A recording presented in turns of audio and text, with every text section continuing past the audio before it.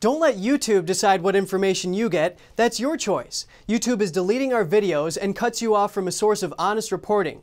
Make sure you don't lose access to NTD's news content, and take a quick moment to subscribe to our newsletter so no matter what happens here, you'll keep your access to a trustworthy news source. And California Governor Gavin Newsom made his first public appearance since his nearly 2-week absence from the public. Newsom's office confirmed that he had attended a wedding over the weekend. NTD's Cynthia Kai with the details. California Governor Gavin Newsom made his first public appearance since a 12-day public absence. Newsom joined California Forward's Leadership Council to speak at the 2021 California Economic Summit on Tuesday. During the conference, he said he canceled his trip to the United Nations conference in Scotland to spend time with his family and to work at the state capitol all last week. And, mom and dad missing Halloween. For them, it's like worse than Christmas, missing Christmas. And I woke up that next morning with something that's probably familiar to a lot of parents, that knot in your stomach, that I had no damn choice. I had to cancel that trip. Newsom's previous public appearance was on October 27th after receiving his booster shot. However, according to a Vogue article on Monday, Newsom attended a wedding ceremony at San Francisco City Hall on Saturday, November 6th. Pictures by Jose Villa captured Newsom and his wife, Jennifer Siebel Newsom, at the wedding. House Speaker Nancy Pelosi and San Francisco Mayor London Breed were also in attendance. The governor's office confirmed in a statement to KCBS Radio that Newsom and his wife went to Ivy Getty's wedding ceremony. The bride, Ivy Love Getty, is an artist and model. She is one of the heiresses to the Getty family oil fortune and granddaughter of Gordon Getty, a San Francisco billionaire who has contributed to Newsom and other Democratic politicians. Cynthia Kai, NTD News, California. The Biden administration is sending packets of documents to tens of thousands of illegal immigrants released into the U.S. The documents ask them to report to an Immigration and Customs Enforcement office to be processed for possible deportation. We hear from an expert about the most common likely response. Here are the details. Immigration and Customs Enforcement, or ICE, confirmed to the Epoch Times that they are mailing charging documents to around 78,000 illegal immigrants released into the U.S. and not previously processed for deportation. The agency is directing them to report to their nearest ICE office. Agents will then collect fingerprints, take photos, and tell the illegal immigrants their future check-in requirements and court dates. ICE says action will be taken against those who do not appear consistent with the law and department priorities. Starting in March, border officials did not issue notices to appear to illegal border crossers. Instead, they gave them what are called notices to report. A notice to report instructs illegal immigrants to show up at an ICE office within 60 days, but does not place them in deportation proceedings. Jessica Vaughn from the Center for Immigration Studies says on Twitter, "Will be interesting to see how many letters return to sender, not to mention actually show up for court." Amy Fisher from Amnesty International USA is also concerned that the illegal immigrants may not actually be able to get the packets. She tells CBS News, "We know that when people are entering, they give CBP an address, and it's typically an address of where they know somebody in the United States. But that doesn't mean that is where they will reside." The immigration system already has a backlog of 1.4 million cases, and in fiscal year 2021, which ended in September, border agents apprehended 1.7 million illegal immigrants, an all-time high. Another day of testimony at the Kyle Rittenhouse trial in a Wisconsin courthouse. A medical examiner testified and prosecutors rested their case. NTD's Miguel Moreno has that update. After 5 days of testimony in the Kyle Rittenhouse trial, prosecutors rest their case. Rittenhouse, the defendant, faces multiple charges, including 2 for homicide and 1 for attempted homicide. The 18-year-old defendant claims he acted in self-defense. Criminal attorney Lara Yeretsian tells me the defense can call witnesses after the prosecution rests their case. And at this point, we've heard everything that the prosecution has, and it didn't end very well for the prosecution. Okay, and why do you say that? Well, the bombshell testimony that I'm referring to is the only surviving complaining witness in this case, and that's Gage Grosskreutz, who testified. And while on the stand, he actually admitted during cross that he was pointing the gun at Mr. Rittenhouse and advancing towards him, and only then did Rittenhouse shoot at him.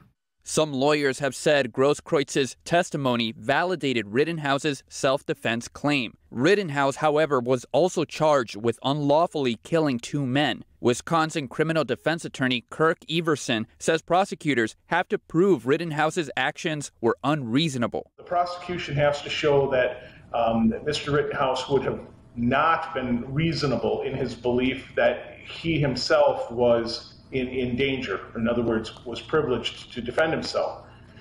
Further, the Wisconsin statutes go slightly further, and it actually indicates that you also have really no duty to retreat. Medical examiner Dr. Doug Kelly testified before prosecutors rested their case. Kelly performed an autopsy on the body of Joseph Rosenbaum, the first man shot by Rittenhouse. Video evidence shows Rosenbaum chasing Rittenhouse before he was shot.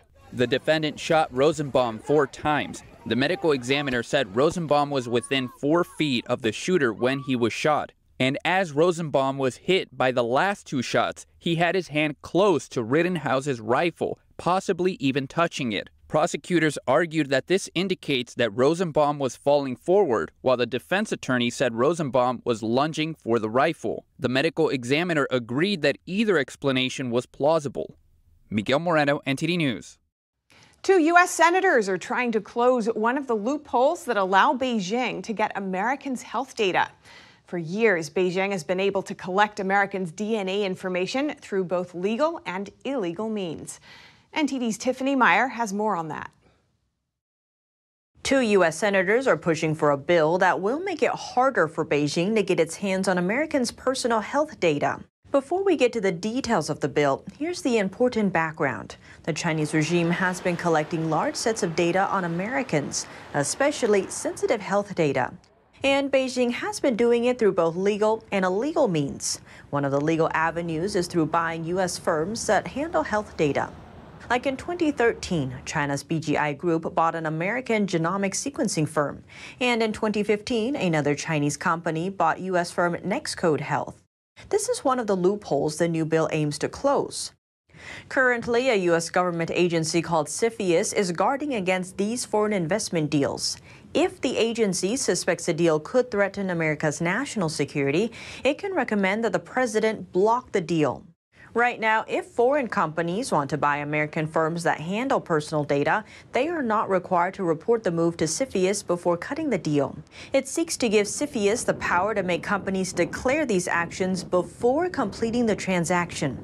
Senators Marco Rubio and Raphael Warnock introduced the measure. But foreign investment isn't the only way Beijing can collect Americans' health data. The regime has also been stealing it. One of the most famous examples came in 2015 when Chinese hackers stole health data on over 70 million Americans from health insurer Anthem. The stolen data included names, health identification numbers, social security numbers, and income information. Another important piece of health data Beijing has been collecting is Americans' DNA. DNA is extremely valuable information for Beijing. That's because it provides intimate details about its owner, like whether they're inclined toward addiction or at risk of getting cancer. A U.S. intelligence report says if Beijing gains this information about an individual and can also identify the person, it'd be easier for Beijing to target him or her for manipulation or extortion. For example, data associated with an embarrassing addiction or mental illness could be leveraged for blackmail. Some individuals are also more likely to be targeted than others, like diplomats, politicians, high-ranking federal officials, or military leadership. The report also says Americans' health data may be particularly attractive to Beijing, partly because the U.S. population is more ethnically diverse. And also, unlike other nations, the U.S. has relatively loose control over its health data, so it's easier to get a hold of. Aside from theft and foreign investment, Chinese companies can also get health data through forming business partnerships. Here's how it works. American hospitals and universities are always on the lookout for low-cost genomic sequencing services, and Chinese firms can always offer competitive pricing because they are backed by government subsidies. This opens the door for Chinese firms to get American patients' health data.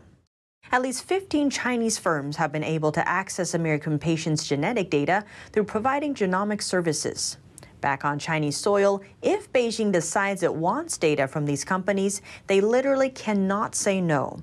They are required by law to comply. January 4th next year is the vaccination deadline set by the Biden administration for private employers with 100 or more workers. After that, unvaccinated workers must submit to weekly testing. But a team of lawyers from the Texas Public Policy Foundation has stepped in the way, causing an immediate halt to the federal mandate. NTD's Jason Perry spoke to the lead attorney in the case. The Texas Public Policy Foundation on November 5th filed a lawsuit on behalf of several Texas temporary staffing companies challenging the Biden administration's private employee vaccine mandate. And on Saturday, they won when the Fifth Circuit Court of Appeals temporarily blocked enforcement of the mandate, citing grave statutory and constitutional issues with the mandate. Rob Henneke is the lead attorney in this lawsuit and others against the Biden administration. So the order issued by the Fifth Circuit on Saturday stopping the vaccine mandate, that was a nationwide order. That applied to the entire country. So right now the vaccine mandate is not in effect. What we are hoping is that the Fifth Circuit will make that injunction permanent while the case is pending. And if the court decides to do so, then the upcoming deadlines don't matter. Henneke says this immediate win is a great relief to the millions of businesses that are concerned about what effect the mandate will have on their employees. So for the time being, the mandate has been stopped by the court while the litigation progresses, because part of the strategy of the Biden administration that we've seen during the pandemic has been to impose these unconstitutional mandates, knowing that by the time the court case would be over, everybody would have complied because of the threat of enforcement. He says the ultimate goal of the vaccine mandate is to force vaccinations on private American citizens under the threat of losing their jobs. So fundamentally, what's inherent in our Constitution is the right to be left alone and the right to have individual autonomy. And so that's what this case is fighting about. It's fighting about the right of the American citizens to be able to have control over their body and to fight back against an effort by the federal government to force them to make a permanent change through a medical procedure that they don't want. The federal government responded on Monday, and the Texas Public Policy Foundation was slated to reply Tuesday evening in hopes that the mandate won't be enforced while the case is pending. Jason Perry, NTD News. And now we hear a woman's experience of navigating complex medical choices in these changing times. Much of her husband's fate, it seems, hangs in the balance. And it's not because of a changing medical diagnosis. NTD's Jason Perry has the story. He knew he was going to lose his job because of this. Gina Smith is a congressional candidate in Texas and the wife of a federal law enforcement officer. Her husband served in the Marines and was injured in Iraq in 2004. He was hit by an IED, and he's missing a kidney, a spleen, part of a pancreas, part of his leg. He's had some strokes, and when he was recovering, or after he got hit by the IED, he was in a coma for a little while. After the Marines, he joined a federal law enforcement agency and has been working there for the last 10 years. He now falls under the upcoming vaccine mandate for federal workers. But with his medical conditions, he first checked with his doctor to see if he should get the vaccine. His doctor said, no, I don't. I think that you need to wait until there's more research, because we don't know how it's going to affect some of these different areas of your body that have been affected by blast trauma. Smith says her husband submitted his paperwork for a medical exemption over 2 months ago, but he hasn't heard anything back yet. A physician recently told Smith it takes about 6 months for medical exemptions to go through, but the deadline to be vaccinated is November 22nd.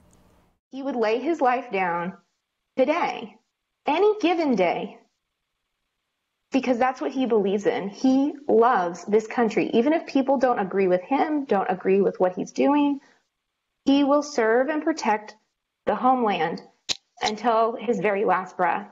She recommends people to visit fedsformedfreedom.org if you want to support federal employees who do not want to lose their jobs because of health conditions or medically informed decisions. We reached out to the agency her husband works at and asked if they will allow medical exemptions for the vaccine mandate, and we haven't heard back yet. Jason Perry, NTD News. A California couple is suing a fertility center for mixing up their embryo with another couple's. When they found out, they had to swap children. One of the couples says carrying the wrong babies has left lasting trauma. Alexander and I are devastated. We missed an entire year of our daughter's life. A lawsuit was filed Monday in Los Angeles, where two California couples gave birth to each other's children after a mix-up in a fertility center. They swapped their infants after raising the children for months. I didn't get to experience being pregnant with her or birthing her. We missed her entire newborn period. We never saw our baby's entrance into the world or cuddled her in her first seconds of life. The babies, both girls, were born a week apart in September 2019. The Cardinals said they had immediate suspicions that their newborn wasn't actually theirs, as the child had a darker skin tone than they do. But they soon let go of those concerns, falling in love with the baby and still trusting the in vitro fertilization process and their doctors. DNA tests confirmed the mix-up a few months later. Both families say the trauma is enormous. The daughter we raised and bonded with was gone after months of love and affection. There's no way to describe the pain that we've been through, the struggle to guide our older daughter through losing the little sister she fell in love with. The couple's lawsuit was brought against California's Center for Reproductive Health and its owner, Dr. Elleran Moore, accusing them of medical malpractice, breach of contract, negligence, and fraud. We thought that we were working within a very professional industry. We trusted people. We trusted these people. And we never even knew that something like this could happen. It wasn't even on our radar. How could this happen? But now we realize that the fertility industry is a mess. The two other parents involved wish to remain anonymous. According to the attorney representing all four parents, the other couple is planning a similar lawsuit in the coming days. Both couples are now making an effort to stay in each other's lives and forge a larger family. The Texas governor is asking education agencies in his state to take action against what he called pornographic and obscene books in schools. This comes after parents in two school districts complained about several books with pornographic content. NTD's Allison Lee brings us more. Texas Governor Greg Abbott sent a letter to the Texas Education Agency, the State Board of Education, and the Texas State Library and Archives Commission Monday, asking them to set statewide standards to make sure public schools and school libraries don't contain pornography or other obscene content. The governor writes, these standards must ensure transparency about the materials being taught in the classroom and offered in school libraries. They must also ensure that our schools have an appropriate and transparent process, which includes parents and community members to vet schools and library materials before they are used. The governor first asked the Texas Association of School Boards to do the job last week, but the association refused, saying they don't have the authority to set standards. Abbott disagrees, saying the School Boards Association has attempted to wash its hands clean of the issue by abdicating any and all responsibilities in the matter. The Texas governor gives two examples of parents finding out about obscene content in school libraries. The Keller Independent School District recently removed a book from a school library after complaints the book contained pornographic drawings. And the Leander Independent School District recently removed several books from classrooms, including a book that describes overtly sexual acts. The governor says these materials have absolutely no place in the Texas public education system and that parents are rightfully outraged. Allison Lee, NTD News.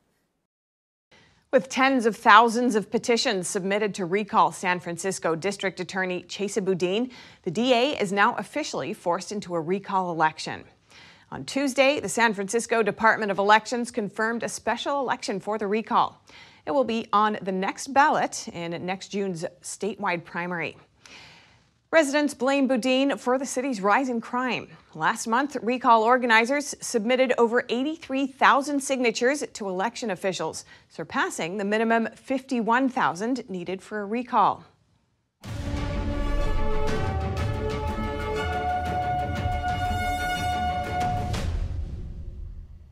Thanks for watching us on YouTube. Don't forget to catch all of our programs on TV.